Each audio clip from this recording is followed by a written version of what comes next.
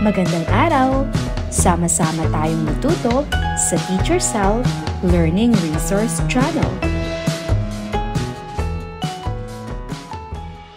Revised K-12 Curriculum, EPP ICT 5, Quarter 1, Week 6. Ang ating paksa ay Basic Functions, Sum, Average, Mean, Max, Count, Performing Calculations, and Using Formulas or Functions. Creating charts and graphs to visualize data.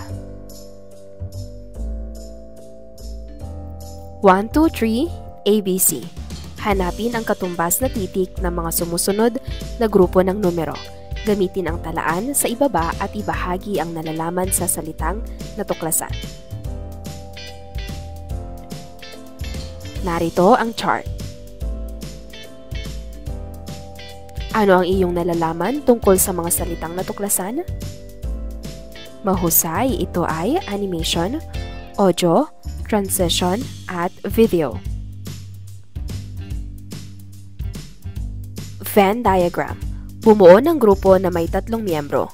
Punan ang Venn diagram ng pagkakatulad at pagkakaiba ng 3 konsepto. Isulat ang sagot sa sagutang papel.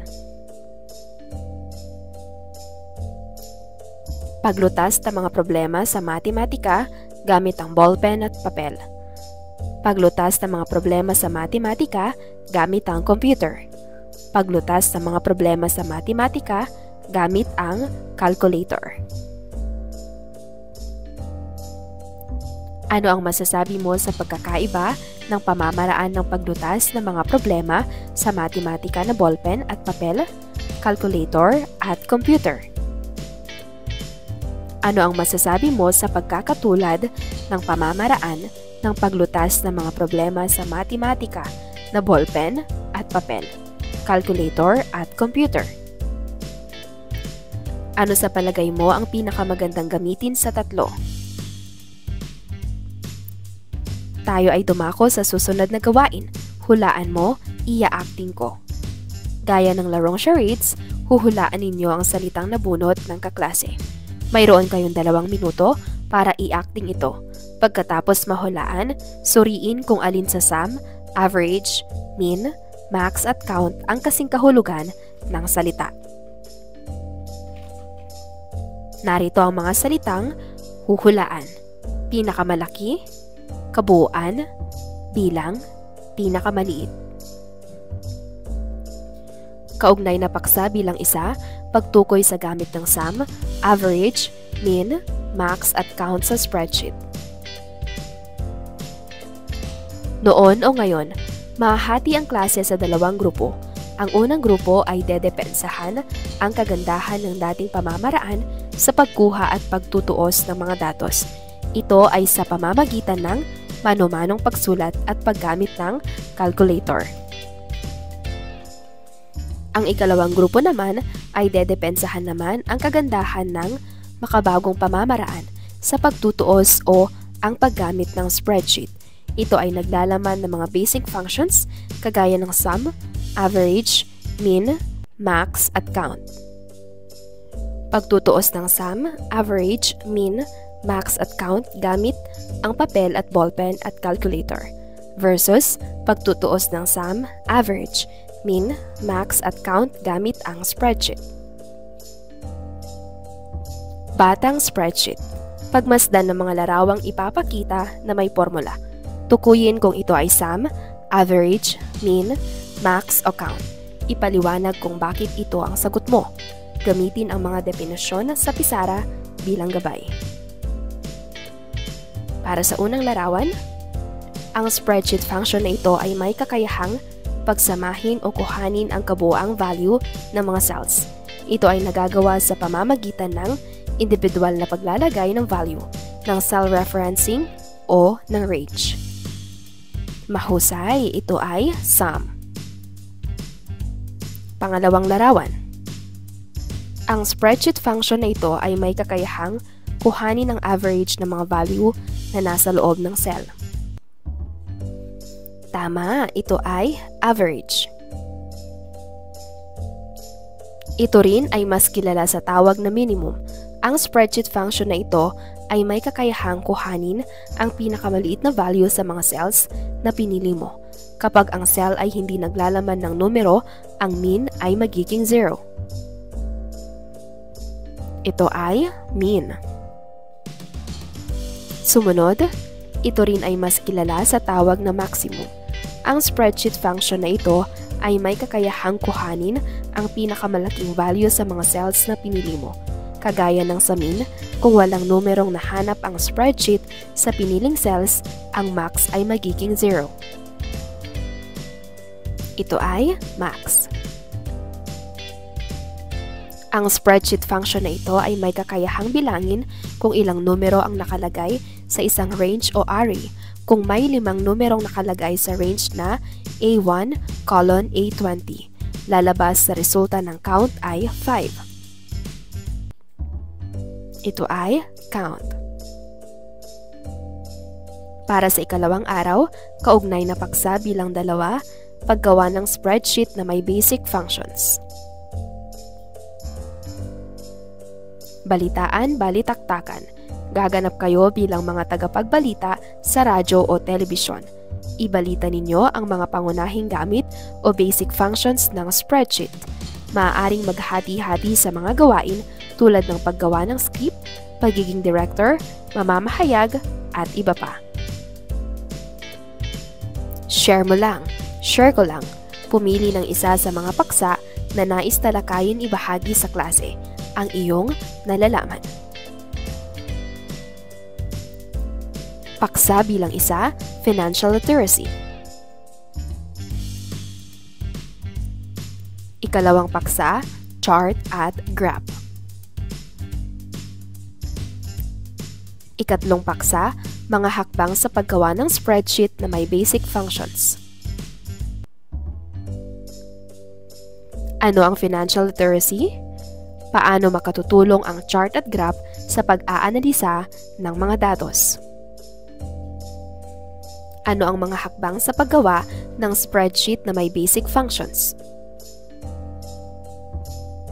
Para sa ikatlong araw, kaugnay na paksa bilang 2, paggawa ng spreadsheet na may basic functions.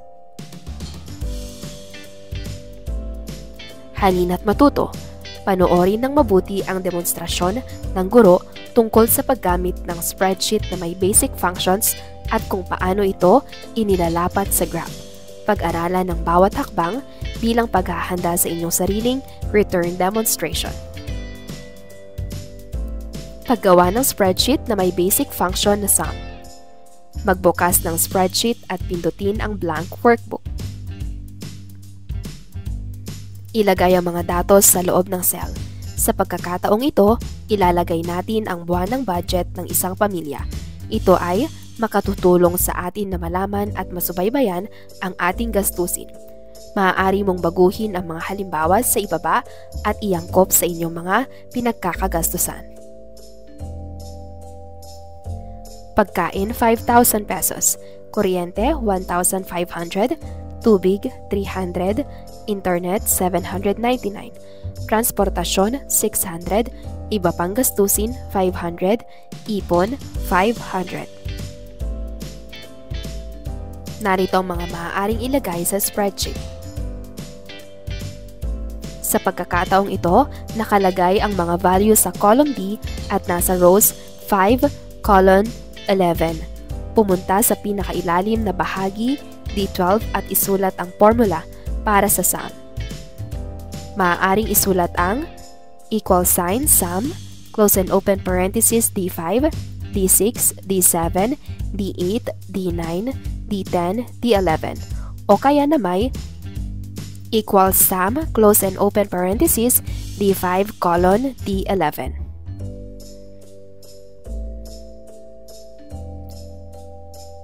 Pindutin ang enter. Dito ay makikita ang kabuoang halaga ng buwan ng budget na nagkakahalaga ng 9,199 pesos. Dito ay agad mong malalaman kung kulang ba ang kinikita ng isang pamilya sa loob ng isang buwan kumpara sa kanilang gastusin. Paggawa ng spreadsheet na may basic function na average. Gamit ang nakabukas na spreadsheet, tayo ay magdagdag ng panibagong sheet. Pindutin lamang ang new sheet icon sa ibaba. Sa bagong sheet ay itala ang mga buwan mula Enero hanggang Disyembre at ilagay ang buwan ng budget ng inyong pamilya. Narito ang mga maaaring ilagay sa spreadsheet. Enero, 9,199 pesos. Pebrero, 9,000. Marso, 9,800. Abril, 9,700. Mayo, 9,750. Hunyo, 9,500. Hulyo, 9,400. Agosto, 9,300. Setyembre, 9,350. Oktubre, 9,500. Nobyembre, 9,600. Disyembre, 10,000. Sa pagkakataong ito, nakalagay ang mga values sa column D at nasa rows 6 column 17 upang malaman ang average na budget kada buwan sa loob ng isang taon. Pumunta sa pinakailalim, D18 at isulat ang formula para sa average. Maaaring isulat ang is equal to average, close and open parentheses, D6 colon D17. Pindutin ang Enter. Dito ay makikita ang average ng buwanang budget sa loob ng isang buong taon na nagkakahalaga ng 9,499.91 centavos. Dito ay malalaman mo kung magkano ang kalimitang nagagastos ng isang pamilya kada buwan. Para naman sa paggawa ng spreadsheet na may basic function na min.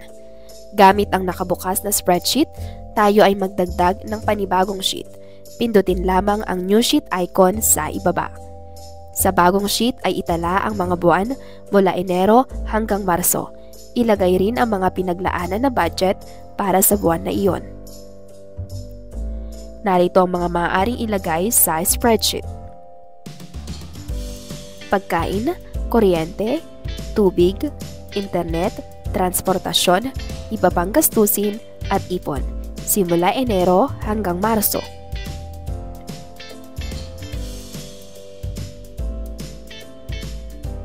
Sa pagkakataong ito, nakalagay ang mga values sa column C, column E, at nasa rows 4, column 10, upang malaman ang mean ng bawat gastusin mula buwan ng Enero hanggang Marso. Pumunta sa F4 column at isulat ang formula para sa mean. Maaaring isulat ang is equal to mean, close and open parentheses, C4 colon E4. Pindutin ang Enter. Dito ay makikita ang mean o ang pinakamababang konsumo ng pagkain mula Enero hanggang Marso. Makikita na ang pinakamababa ay 4,800 pesos na makikita sa buwan ng Pebrero. Kung nais malaman ang mean ng iba pa, ay i-drag ang formula mula F4 hanggang F10. Sa max function ay malalaman natin ang pinakamalaking value. Halimbawa na lamang sa ating buwan ng budget ay tutukuyin ang mga pinakamalaking gastusin mula Enero hanggang Pebrero. Gamit ang parehas na sheet, pumunta sa column G at sa row 4. Dito, isulat ang is equal to max, close and open parentheses, C4 colon E4. Pindutin ang Enter. Dito ay makikita ang max o ang pinakamalaking konsumo ng pagkain mula Enero hanggang Marso.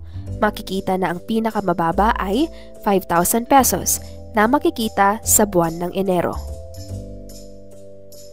Kung nais malaman ang mean ng iba, ay i-drag ang formula mula G4 hanggang G10. Gamit ang nakabukas na spreadsheet, tayo ay magdagdag ng panibagong sheet. Pindutin lamang ang new sheet icon sa ibaba. Ito ay para sa paggawa ng spreadsheet na may basic function na count.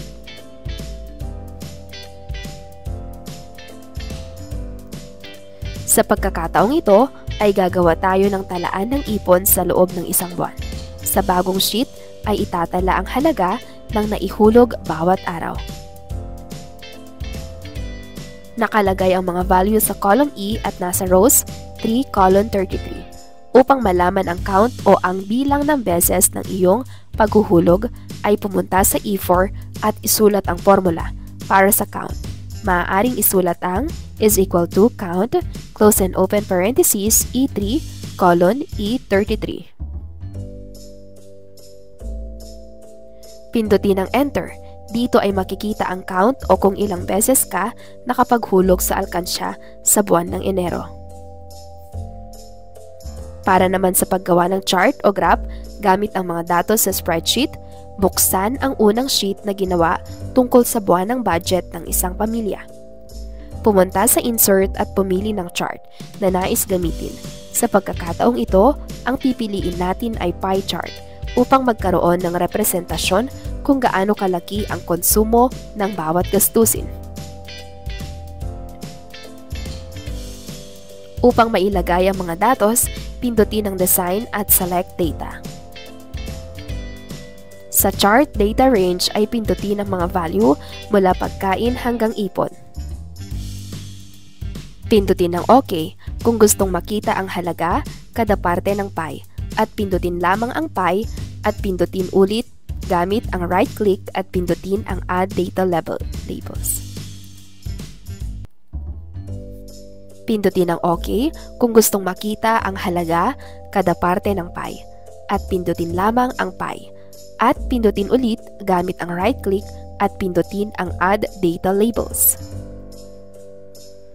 Palitan ang chart title at isulat ang buwan ng budget ng isang pamilya. Sa pamamagitan nito ay mas mapapadali ang pag-aanalisa ng mga datos gamit ang chart o graph. Para sa ika-4 na araw, magsagawa ng panayam sa iyong pamilya tungkol sa inyong buwan ng budget. Kolektahin ang mga kailangang datos para sa gagawing spreadsheet na ginamitan ng basic functions. Exit slip, ito ay kilala rin sa pangalan ng exit ticket o exit question. Isulat ang inyong natutuhan sa aralin. Pagnilayan mo, nasa ibaba ang mga kakayahang dapat natutuhan sa araling ito. Lagyan ng between ang hanay na sinasang-ayunan mo. Pumili sa mga sumusunod. Hindi sapat ang kakayahan ko, sapat ang kakayahan ko, lubos ang kakayahan ko. Narito ang mga kakayahan. Makagawa ng spreadsheet na may basic functions. Makagawa ng chart o graph gamit ang mga datos sa spreadsheet. Mag-analisa ng mga datos. Para sa inyong pagsusulit, ilapat sa spreadsheet ang mga sumusunod na datos sa ibaba. Gamitin ang mga basic functions ng spreadsheet upang masagot ang mga katanungan. Magkano ang kabuuang halaga ng mga sangkap sa paggawa ng adobo?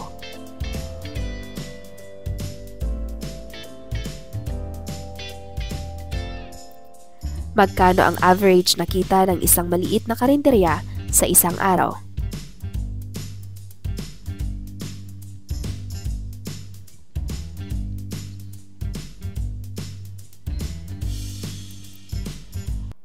Para sa bilang 3 hanggang 4, ano ang minimum at maximum na kinikita ni Jonah sa pagtitinda ng barbecue?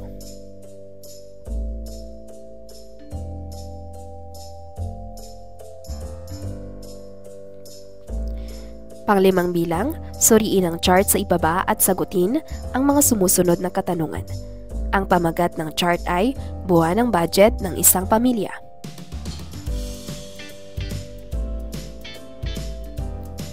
Alin sa mga ito ang may pinakamalaking parte sa buwan ng budget ng isang pamilya? Alin sa mga ito ang may kaparehas na halaga ng gastusin? Alin sa mga ito ang may pinakamaliit na parte sa buwan ng budget ng isang pamilya? Magkano ang nagastos sa pagbabayad ng kuryente? Magkano ang nailaan para sa pag-iipon?